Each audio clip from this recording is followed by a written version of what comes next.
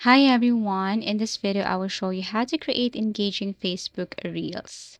So if you want to create engaging Facebook Reels on your page, first thing you should know is you have to choose a clear and catchy topic, relatable moments or humor, quick tutorials or tips, behind the scenes looks, transformations, trending challenges. So I also strongly suggest to use or create your reel with the help of Canva. So in Canva, this is a free editing tool. You can just basically create an account right here and then go to the create a design, look for reels. You can use the 9:16 ratio or size or dimension, and then you just have to click this one. Let's just say for your reels, you're about to create something like about cooking or about baking. Let's just say. So basically, you can search for templates here in Canva.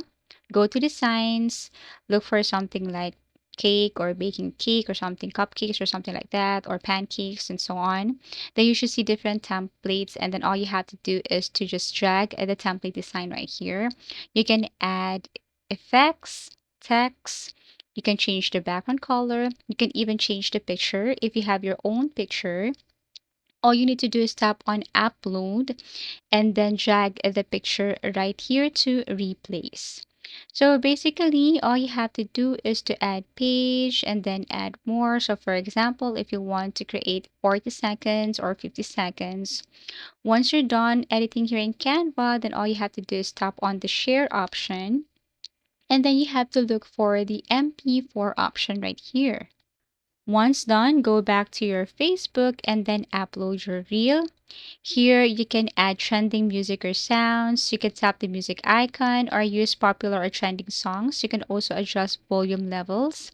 You can edit for speed and flow, add text overlays, transition, adjust video speed. You can add on screen captions, auto captions, text, or without sound.